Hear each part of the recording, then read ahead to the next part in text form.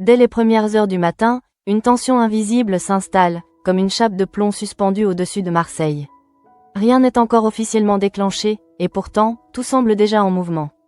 Dans un silence presque oppressant, Noémie reste éveillée, les yeux fixés sur un point invisible, incapable de trouver le repos. Les images qu'elle a vues la veille tournent en boucle dans son esprit, s'imposant à elle avec une brutalité qui ne laisse aucune place à l'oubli.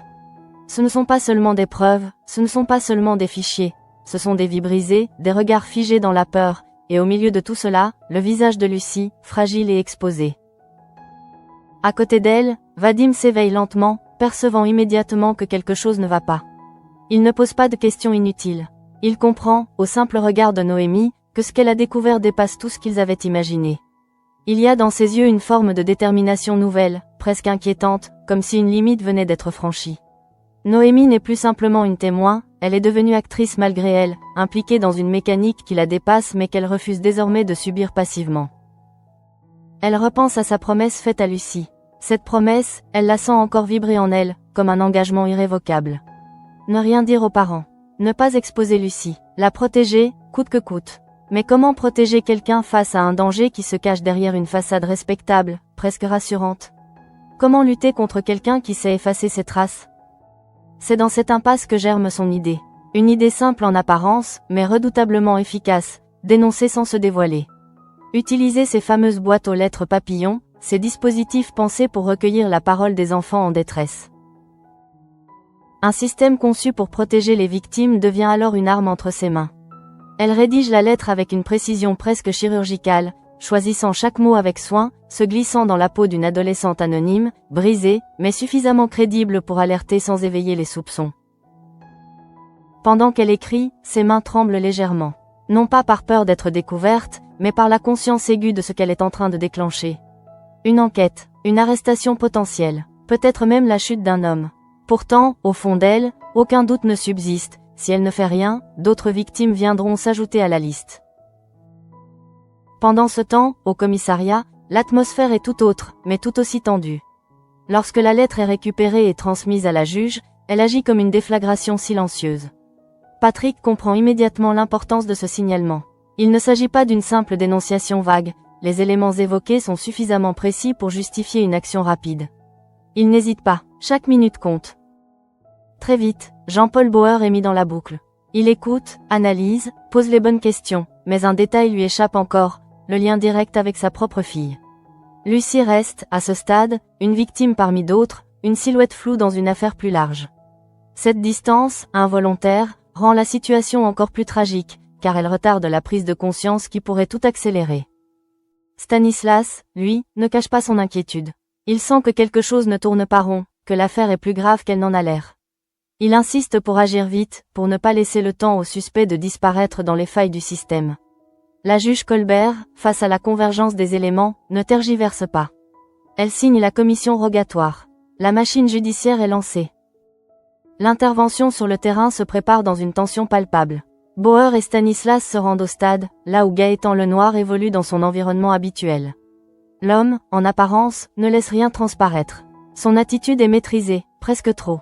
Lorsqu'il comprend qu'il est visé par une dénonciation, il adopte immédiatement une posture défensive, évoquant un malentendu, une erreur. Mais pour Bauer, quelque chose cloche. Ce n'est pas une preuve tangible, pas encore, mais une intuition qui s'installe. Une sensation diffuse que derrière cette façade lisse se cache une réalité beaucoup plus sombre. Pourtant, dans ce genre d'affaires, l'intuition ne suffit pas. Il faut des faits, des preuves, des éléments concrets. La perquisition est alors lancée. Chaque pièce est fouillée, chaque objet analysé, chaque support numérique examiné avec minutie. Le temps semble suspendu pendant que les équipes techniques s'activent. L'ordinateur de Lenoir devient le centre de toutes les attentions. C'est là que se joue une partie essentielle de l'enquête. Lorsque les premières images apparaissent, le silence s'installe. Personne ne parle, mais tous comprennent. Ce qu'ils voient dépasse le simple cadre d'une suspicion. Pourtant, malgré l'horreur du contenu, une question persiste. Ces éléments suffiront-ils juridiquement à le faire tomber? Car dans le même temps, une autre réalité se dessine. Lenoir demande un avocat. Il choisit une défense solide.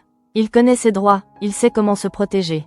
Et surtout, il sait que tant que les preuves ne sont pas irréfutables, il peut encore s'en sortir.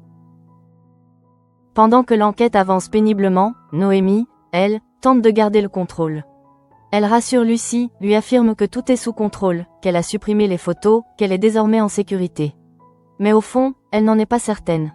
Elle veut y croire, elle en a besoin, mais une part d'elle reste lucide, le danger n'a peut-être pas disparu. Vadim partage ce sentiment. Il sait que ce type d'individu ne s'arrête pas facilement. Il sait aussi que si Lucy n'était pas la seule victime, alors l'affaire est bien plus vaste. Et plus une affaire est vaste, plus elle est difficile à faire tomber. Pendant ce temps, la vie continue autour d'eux, presque indifférente au drame qui se joue. Yolande et Jennifer se lancent dans leur projet de randonnée extrême avec une légèreté déconcertante. Elles suivent les conseils d'Arthur, du moins en théorie, même si leurs habitudes ne reflètent pas vraiment la rigueur nécessaire à une telle préparation. Le contraste est saisissant. D'un côté, une enquête lourde, pesante, où chaque minute peut faire basculer une vie. De l'autre, des préoccupations plus légères, presque banales, qui viennent rappeler que tout le monde ne vit pas au même rythme, ni avec les mêmes urgences. C'est précisément ce décalage qui va déclencher la réaction de Laura. En apprenant que Yolande et Jennifer participent à cette aventure, elle ressent une pointe de jalousie qu'elle ne parvient pas à contenir. Ce n'est pas seulement une question de défi ou de sport, c'est une question de place, d'attention, de reconnaissance. Progressivement, cette jalousie se transforme en décision. Elle aussi participera, non pas pour espionner, comme elle le prétend, mais pour se rapprocher, pour ne pas être laissée de côté. Ce choix, en apparence anodin, révèle en réalité une fragilité plus profonde, un besoin de contrôle face à une situation qu'elle ne maîtrise pas totalement. Pendant ce temps, au commissariat, le verdict tombe comme un coup près. La perquisition n'a rien donné de concluant sur le plan juridique. Les traces sont trop faibles, les preuves insuffisantes. Peut-être que le noir a nettoyé son historique. Peut-être qu'il est simplement plus prudent que les autres. Bauer encaisse l'information avec difficulté. Il sait ce que cela implique. Sans preuve solide, la garde à vue ne pourra pas être prolongée indéfiniment. Et sans prolongation, il faudra le relâcher. Stanislas refuse d'abandonner. Il insiste pour continuer, pour creuser, pour ne pas laisser filer un suspect aussi dangereux. Mais le temps joue contre eux. Chaque heure qui passe rapproche le noir de la sortie. Et pendant que la procédure suit son cours, une question reste en suspens, lourde de conséquences. Ont-ils vraiment mesuré l'ampleur du danger, ou sont-ils déjà en train de laisser filer quelqu'un qu'ils ne reverront peut-être jamais sous ce jour-là? La tension ne retombe pas après la perquisition, elle change simplement de nature et devient plus lourde, plus diffuse, comme une menace qui s'infiltre dans chaque instant sans jamais se manifester de façon brutale. Au commissariat, Bauer reste plongé dans les premiers retours techniques, tentant de reconstruire une cohérence là où tout semble fragmenté. Les éléments réunis jusqu'ici dessinent une silhouette inquiétante autour de Gaëtan Lenoir, mais cette silhouette reste floue, insaisissable, comme si quelqu'un s'était appliqué à effacer précisément ce qui aurait pu la rendre nette et irréfutable. Cette sensation d'incomplétude pèse particulièrement sur lui, car elle s'oppose frontalement à ce qu'il attend d'une enquête, une progression logique, des preuves qui s'accumulent, une vérité qui finit par s'imposer. Ici, au contraire, tout donne l'impression d'un terrain mouvant où chaque avancée révèle en creux une nouvelle zone d'ombre. Stanislas, incapable d'accepter cette inertie, s'enferme dans une réflexion quasi obsessionnelle, revenant sans cesse sur les détails, sur la lettre anonyme, sur l'attitude de Lenoir lors de son interpellation, sur cette impression persistante que quelque chose leur échappe.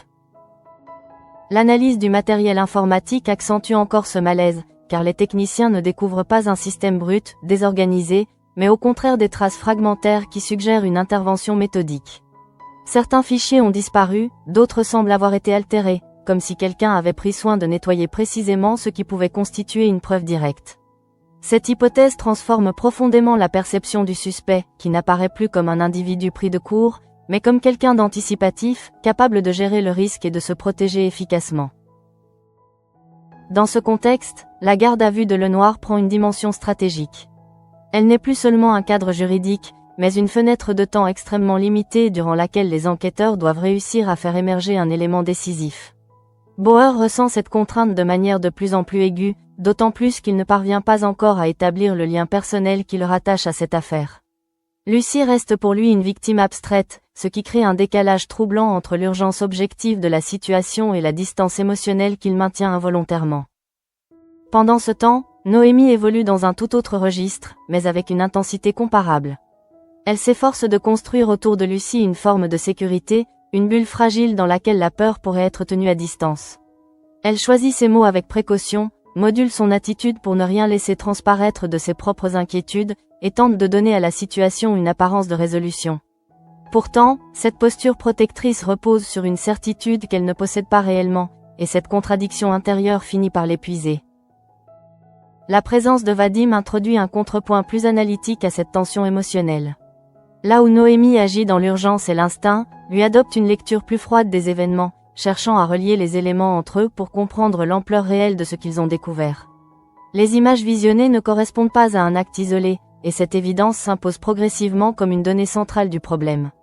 Elle suggère l'existence d'un schéma répétitif, d'une organisation implicite qui dépasse largement le cas de Lucie. Cette perspective élargit considérablement le champ de l'enquête, mais elle en augmente aussi la complexité. Si le noir n'est qu'un élément d'un système plus vaste, alors les preuves qu'il recherche pourraient ne pas se trouver là où il regarde. Cette idée commence à faire son chemin chez Stanislas, qui envisage la possibilité que l'affaire dépasse le cadre initial et nécessite une approche différente, plus globale, mais aussi plus risquée en termes de temps et de ressources. En parallèle, la dynamique autour de la randonnée introduit une ligne narrative apparemment plus légère, mais qui révèle en réalité des tensions d'un autre ordre. Yolande et Jennifer s'engagent dans leur préparation avec une forme d'enthousiasme qui contraste fortement avec la rigueur exigée par ce type de défi. Leur comportement, ponctué d'excès et de contradictions, traduit une approche plus ludique que véritablement disciplinée, ce qui crée un décalage avec les recommandations d'Arthur. Barbara, en observatrice attentive, perçoit ce déséquilibre mais choisit de ne pas intervenir frontalement, consciente que certaines prises de conscience ne peuvent se faire que par l'expérience. Cette retenue laisse le champ libre à Laura, dont la réaction s'inscrit dans un registre plus émotionnel. La participation de Yolande et Jennifer agit sur elle comme un révélateur, mettant en lumière un sentiment de mise à l'écart qu'elle n'avait peut-être pas pleinement identifié jusque-là. Sa décision de s'inscrire à la randonnée ne relève donc pas uniquement d'un désir de dépassement personnel, mais s'ancre dans une dynamique plus complexe où se mêlent jalousie, besoin de reconnaissance et volonté de reprendre une forme de contrôle. En se projetant dans cette activité, elle tente de rééquilibrer une situation qu'elle perçoit comme défavorable, même si les motivations qu'elle affiche ne correspondent pas entièrement à celles qui la poussent réellement à agir. Au commissariat, l'interrogatoire de Lenoir se déroule dans un climat de plus en plus verrouillé. Son attitude reste constante, maîtrisée, et son discours ne présente aucune faille évidente. Cette stabilité, loin de rassurer, renforce au contraire les soupçons, car elle témoigne d'une capacité à gérer la pression qui n'est pas anodine. L'intervention de son avocate introduit un cadre encore plus strict, limitant les possibilités d'exploration et transformant chaque échange en exercice de précision juridique. Cette évolution ralentit considérablement le rythme de l'enquête, au moment même où le temps devient un facteur critique. Stanislas, conscient de cette contrainte, cherche à ouvrir de nouvelles pistes, à élargir le champ d'investigation, même si cela implique de s'éloigner temporairement de la cible principale. Cette stratégie comporte des risques, mais elle apparaît comme l'une des rares alternatives face à une situation qui menace de se figer. Dans l'ombre, Noémie continue de suivre les événements avec une attention constante, même si elle ne peut plus intervenir directement. Elle ressent une responsabilité grandissante, comme si l'issue de l'affaire dépendait en partie de son initiative initiale. Cette impression, bien que partiellement irrationnelle, alimente une vigilance permanente qui finit par affecter son équilibre. Vadim tente de tempérer cette dérive, en lui rappelant les limites de son action et la nécessité de préserver une forme de recul. Mais il sait également que cette injonction reste théorique face à la réalité émotionnelle qu'il traverse. Lorsqu'une menace touche à l'intégrité d'un enfant, la distance devient difficile à maintenir, et l'implication personnelle tend à s'imposer comme une évidence. À mesure que les heures passent, la pression liée à la fin imminente de la garde à vue devient de plus en plus palpable. Ce délai, inscrit dans le cadre légal, agit comme un compte à rebours inexorable, rappelant aux enquêteurs qu'ils disposent d'un temps limité pour transformer leurs soupçons en certitudes exploitables. Chaque analyse, chaque vérification, chaque décision prend alors une dimension stratégique, car elle peut être celle qui fera basculer l'affaire dans un sens ou dans l'autre. Dans ce contexte tendu, une question s'impose progressivement comme le véritable enjeu de la situation. La vérité leur échappe-t-elle par manque de preuves, ou parce qu'ils ne regardent pas encore au bon endroit? Et derrière cette interrogation, une autre, plus inquiétante encore, commence à se dessiner, comme une ombre grandissante. Que se passera-t-il si le noir sort libre, alors même que le danger, lui, n'a peut-être jamais cessé d'exister? La nuit a laissé place à une matinée lourde, presque irréelle, comme si le temps lui-même hésitait à avancer. Au commissariat, L'atmosphère est devenue plus dense, marquée par une fatigue nerveuse qui s'installe progressivement chez chacun des enquêteurs.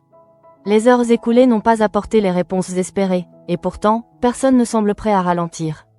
Au contraire, l'approche de l'échéance rend chaque geste plus précis, chaque réflexion plus intense. Bauer, en particulier, commence à ressentir une forme de tension qu'il ne parvient pas encore à expliquer clairement. Il ne s'agit pas seulement de frustration professionnelle, mais d'un malaise plus diffus, comme une alerte intérieure qui tente de remonter à la surface sans trouver de forme définie.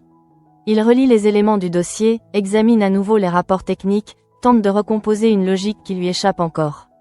Tout est là, pense-t-il, et pourtant rien ne s'assemble correctement. Stanislas, de son côté, refuse de céder à cette impression d'impasse. Il adopte une posture plus offensive, cherchant à faire émerger une faille là où tout semble verrouillé. Il interroge à nouveau certains détails, insiste sur les incohérences, tente de forcer un angle d'attaque différent. Ce n'est plus seulement une enquête classique, c'est devenu une confrontation indirecte avec un adversaire invisible, quelqu'un qui semble toujours avoir un coup d'avance.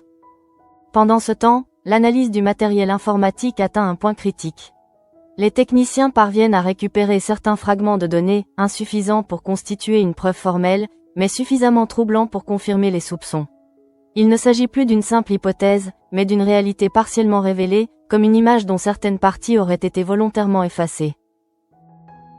Cette situation crée une forme de frustration extrême, car elle confronte les enquêteurs à une vérité incomplète.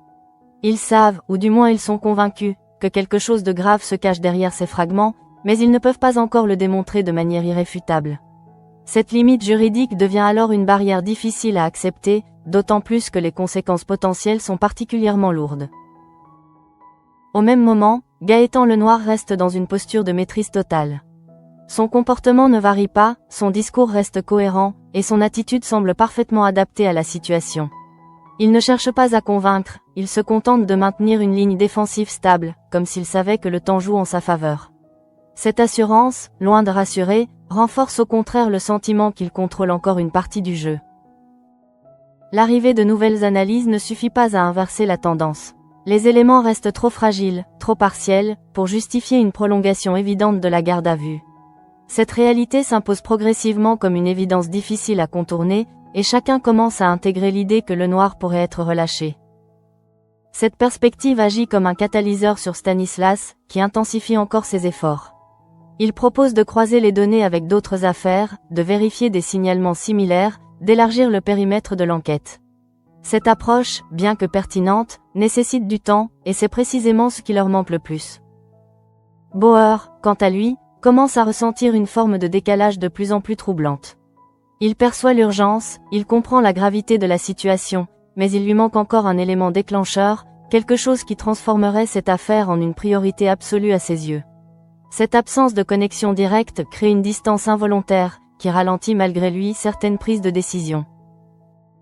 Dans un autre espace, Noémie continue de lutter contre ses propres incertitudes. Elle observe Lucie avec une attention constante, tentant de déceler le moindre signe qui pourrait indiquer que le danger persiste. Elle maintient un discours rassurant, construit une réalité dans laquelle tout semble sous contrôle, mais cette construction repose sur des bases fragiles. Lucie, de son côté, oscille entre confiance et inquiétude.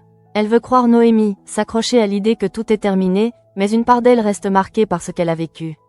Cette ambivalence se traduit par des silences, des regards, des hésitations qui ne trompent pas totalement celles et ceux qui l'entourent. Vadim observe cette dynamique avec une attention particulière. Il comprend que la situation ne peut pas être résolue uniquement par des paroles rassurantes. Il sait que tant que la menace n'est pas neutralisée, le risque demeure. Cette lucidité le pousse à rester vigilant, à ne pas céder à l'illusion d'une sécurité retrouvée. Dans le même temps, la préparation de la randonnée continue d'évoluer, révélant progressivement les tensions sous-jacentes. Laura, désormais engagée dans cette aventure, adopte une attitude plus déterminée, presque combative. Elle cherche à prouver quelque chose, sans toujours savoir précisément quoi. Sa présence modifie l'équilibre du groupe, introduisant une compétition implicite qui n'était pas initialement prévue. Yolande et Jennifer, quant à elles, continuent de naviguer entre enthousiasme et légèreté, sans mesurer pleinement les implications de leur engagement. Leur approche contraste fortement avec celle de Laura, créant une dynamique où les motivations de chacune deviennent visibles, parfois de manière involontaire. Ce décalage entre les personnages reflète, en filigrane, une autre forme de tension, celle entre la perception du danger et la réalité de celui-ci. Alors que certains vivent dans une forme d'insouciance relative, d'autres sont confrontés à une urgence qui ne laisse aucune place à la distraction. Au commissariat, le temps continue de s'écouler inexorablement. Chaque nouvelle information est analysée avec une attention redoublée, mais aucune ne parvient à franchir le seuil nécessaire pour transformer les soupçons en certitudes exploitables. Cette stagnation devient de plus en plus difficile à accepter, car elle laisse entrevoir une issue potentiellement injuste. Stanislas commence à envisager une hypothèse plus dérangeante, et si le noir avait déjà pris des mesures pour se protéger bien avant la perquisition? Cette idée, si elle se confirme, signifierait que l'enquête est en retard, que certaines preuves ont déjà disparu, et que le temps perdu ne pourra pas être récupéré. Cette possibilité renforce le sentiment d'urgence, mais elle introduit également une forme de fatalisme. Car si les éléments essentiels ont été effacés, alors l'enquête devra se reconstruire autrement, en partant de presque rien. Bauer, de son côté, commence à ressentir une pression croissante, sans encore en identifier la source exacte. Il sait que quelque chose d'important se joue, que les conséquences de leurs décisions seront lourdes, mais il lui manque encore la clé qui relierait tous les éléments entre eux. À mesure que l'échéance approche, une tension presque palpable envahit le commissariat. Les regards se croisent, les silences se prolongent, et chacun semble mesurer l'importance du moment qui se prépare. La fin de la garde à vue n'est plus une simple formalité, elle devient un point de bascule potentiel, une frontière entre deux réalités possibles. Dans cet instant suspendu, une question s'impose avec une acuité nouvelle, presque oppressante. Sont-ils en train de manquer l'essentiel, ou sont-ils simplement arrivés trop tard pour empêcher l'inévitable? À mesure que l'échéance approche, le temps semble se contracter autour de l'enquête, comme si chaque minute portait désormais un poids disproportionné. Au commissariat, l'activité ne faiblit pas, mais elle change de rythme, gagnant en intensité silencieuse ce qu'elle perd en agitation visible. Chacun est absorbé par sa tâche, conscient que la moindre information pourrait faire basculer la situation, tout en redoutant que cette bascule n'arrive jamais. Bauer, désormais plongé dans une réflexion plus profonde, commence à ressentir les premiers signes d'un trouble plus personnel. Certains éléments du dossier résonnent en lui d'une manière inhabituelle, comme des fragments qui cherchent à s'assembler sans encore révéler l'image complète. Il ne s'agit pas d'une prise de conscience immédiate, mais plutôt d'un glissement progressif, une sensation que cette affaire dépasse le simple cadre professionnel. Stanislas, fidèle à sa détermination, continue d'explorer toutes les pistes possibles, refusant de céder à la résignation. Il reconstitue le parcours de Lenoir, examine ses interactions, tente de comprendre comment un individu aussi méthodique a pu évoluer sans être inquiété plus tôt. Cette approche, plus globale, permet de faire émerger une cohérence inquiétante, celle d'un homme qui ne laisse rien au hasard et qui a probablement construit son système sur la durée. Dans le même temps, les retours de la police scientifique confirment une réalité de plus en plus difficile à contourner. Les traces récupérées ne suffisent pas à établir un lien direct et incontestable entre Lenoir et les faits les plus graves qui lui sont reprochés. Elles suggèrent, elles orientent, mais elles ne prouvent pas. Et dans un cadre judiciaire strict, cette nuance devient décisive. Cette limite impose aux enquêteurs une forme de retenue qu'ils vivent comme une contrainte injuste. Ils savent, au fond d'eux, qu'ils ne sont pas face à une simple suspicion infondée, mais ils doivent accepter que cette conviction ne suffit pas. Cette tension entre intuition et preuve devient le cœur même de leur frustration. Pendant ce temps, Lenoir semble s'adapter parfaitement à la situation. Sa posture reste stable, son comportement ne trahit aucune panique, et son regard conserve une forme de distance presque dérangeante. Il ne cherche pas à se justifier outre mesure, il se contente de maintenir une cohérence minimale, comme s'il savait que le système lui laisse encore une marge de manœuvre. Cette attitude renforce le malaise général, car elle donne l'impression que l'équilibre de la situation lui est favorable. Chaque heure qui passe sans élément décisif joue en sa faveur, réduisant progressivement les possibilités d'action des enquêteurs. Dans un autre espace, Noémie commence à ressentir plus intensément les conséquences de ses choix. L'initiative qu'elle a prise, guidée par la nécessité de protéger Lucie, l'a placée au cœur d'un processus qu'elle ne contrôle pas entièrement. Elle observe désormais les effets de cette décision avec une inquiétude croissante, consciente que le résultat pourrait ne pas être à la hauteur de ce qu'elle espérait. Lucie, de son côté, reste dans une position fragile, oscillant entre un besoin de normalité et une peur latente qu'elle ne parvient pas totalement à exprimer. Les efforts de Noémie pour la rassurer créent un espace de sécurité temporaire, mais cet espace reste vulnérable, dépendant d'une réalité extérieure qui ne s'est pas encore stabilisée. Vadim, toujours attentif, perçoit cette fragilité et comprend que la situation ne pourra pas être résolue uniquement par des paroles ou des intentions. Il mesure l'écart entre ce que chacun espère et ce que les faits permettent réellement d'affirmer. Cette lucidité le pousse à maintenir une vigilance constante, même lorsque tout semble momentanément apaisé. Dans le même temps, la dynamique autour de la randonnée prend une tournure plus révélatrice. Laura, désormais pleinement engagée, adopte une posture qui traduit une volonté de contrôle et d'affirmation. Son implication ne se limite pas à une simple participation, elle devient un moyen de redéfinir sa place, de s'imposer dans un environnement où elle se sentait auparavant en retrait. Yolande et Jennifer, bien que toujours enthousiastes, commencent à percevoir les exigences réelles de cette préparation. Leur légèreté initiale se confronte progressivement à une réalité plus contraignante, ce qui introduit une forme de réajustement dans leur comportement. Cette évolution, bien que progressive, témoigne d'une prise de conscience qui contraste avec l'impulsivité de Laura. Ce croisement de dynamique, entre légèreté apparente et tension sous-jacente, reflète indirectement la situation principale, où l'équilibre reste instable et susceptible de basculer à tout moment.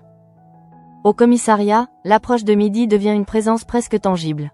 Les regards se tournent régulièrement vers l'horloge, non par impatience, mais par conscience aiguë de ce que cette heure représente. La fin de la garde à vue n'est plus une simple formalité administrative, elle devient une échéance symbolique, un point de rupture potentiel. Stanislas intensifie ses efforts, cherchant à exploiter les dernières marges de manœuvre disponibles. Il tente de faire émerger une contradiction, une faille, un élément qui pourrait justifier une prolongation ou ouvrir une nouvelle voie. Mais face à un adversaire aussi préparé, chaque tentative se heurte à une résistance invisible mais efficace. Bauer, de son côté, commence à ressentir une forme de pression plus personnelle, sans encore en comprendre pleinement l'origine. Il perçoit que cette affaire ne le laissera pas indemne, qu'elle touche à quelque chose de plus profond que ce qu'il est prêt à admettre pour l'instant. Cette sensation, encore diffuse, annonce une prise de conscience imminente. À mesure que les dernières minutes s'écoulent, une évidence s'impose lentement. Malgré tous leurs efforts, ils n'ont pas réussi à franchir le seuil nécessaire pour retenir le noir plus longtemps. Cette conclusion, bien que prévisible, n'en reste pas moins difficile à accepter. Dans cet instant suspendu, où l'action semble céder la place à une forme d'impuissance, une question prend une dimension presque vertigineuse. Que signifie réellement laisser partir quelqu'un que l'on soupçonne d'être dangereux, lorsque rien ne garantit qu'il ne recommencera pas? Et derrière cette interrogation, une autre se dessine, plus inquiétante encore, comme une ombre qui s'étend au-delà de l'enquête elle-même. Le véritable danger est-il déjà passé, ou est-il simplement en train de changer de forme? L'instant où la décision devient inévitable ne provoque ni explosion, ni agitation visible, mais s'impose avec une lourdeur presque irréelle, comme une évidence que personne ne voulait vraiment nommer. Au commissariat, lorsque l'heure fatidique approche, tout ralentit imperceptiblement, comme si chacun cherchait à retarder ce moment sans pouvoir réellement l'empêcher. Les regards se croisent moins, les échanges deviennent plus rares, et une forme de silence s'installe, non pas vide, mais chargé de ce qui ne peut plus être modifié. Bauer reste debout, immobile, les yeux fixés sur le dossier, comme s'il espérait encore y trouver un élément oublié, une faille, un détail capable de changer le cours des choses. Pourtant, au fond de lui, une certitude commence à s'imposer, ils ont atteint la limite de ce qu'ils peuvent prouver. Cette limite, imposée par le cadre légal, se dresse devant lui comme un mur invisible, infranchissable malgré toutes les intuitions qui le poussent à continuer. Stanislas, lui aussi, finit par intégrer cette réalité, même s'il la rejette intérieurement. Son esprit continue de chercher, de relier, de recomposer, mais le temps ne lui laisse plus l'espace nécessaire pour transformer ses hypothèses en faits exploitables. Cette frustration, plus que l'échec lui-même, devient le moteur d'une tension qui ne se dissipera pas facilement. Lorsque la décision tombe, elle n'est accompagnée d'aucun effet spectaculaire.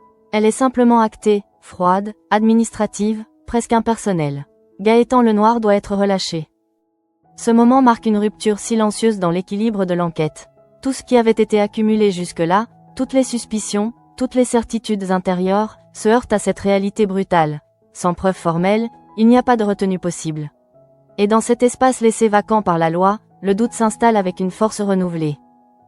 Lenoir, lorsqu'il quitte les lieux, ne manifeste aucune émotion particulière. Son attitude reste constante, contrôlée, comme si cette issue faisait déjà partie de son plan. Cette absence de réaction visible renforce le malaise, car elle suggère une forme de confiance, presque une habitude.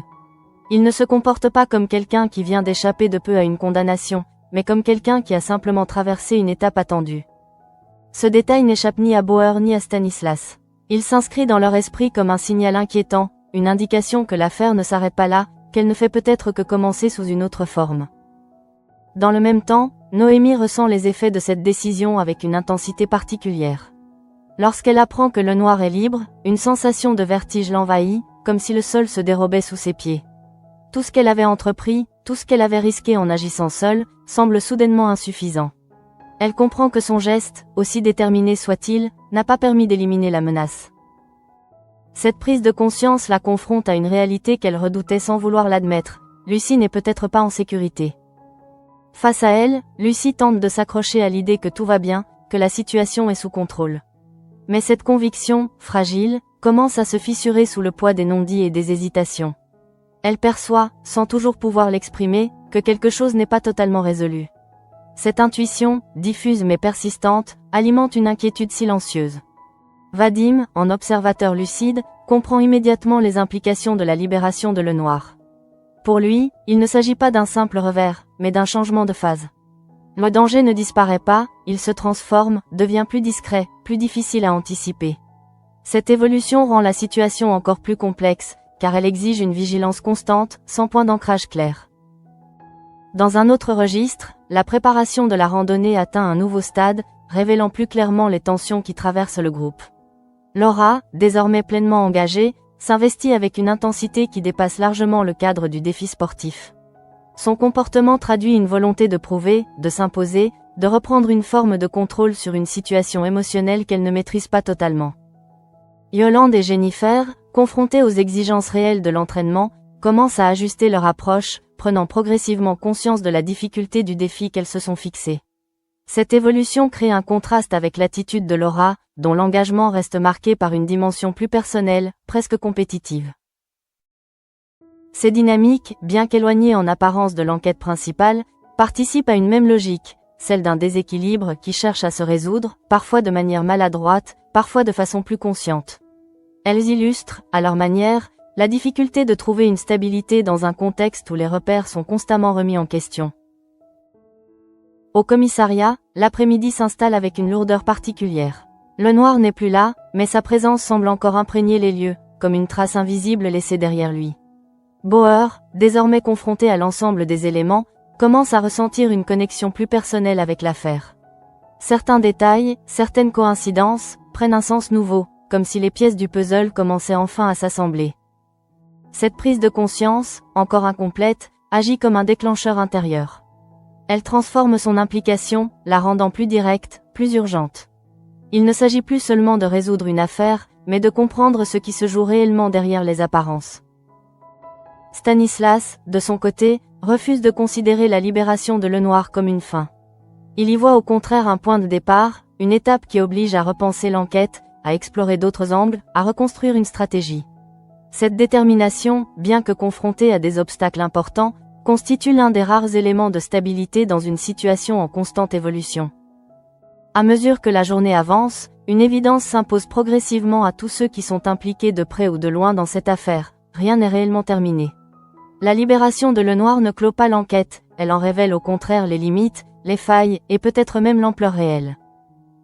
Dans cet équilibre fragile, où chaque certitude peut être remise en question, une tension nouvelle s'installe, plus profonde, plus durable. Elle ne repose plus uniquement sur l'urgence immédiate, mais sur une inquiétude plus diffuse, celle d'un danger qui n'a pas été neutralisé et qui pourrait, à tout moment, se manifester à nouveau. Et dans ce silence chargé d'incertitude, une question demeure, persistante, presque obsédante. Ont-ils réellement échoué à arrêter un coupable, ou sont-ils simplement entrés dans une phase où la vérité exigera encore plus de temps, de risques et de sacrifices pour émerger ?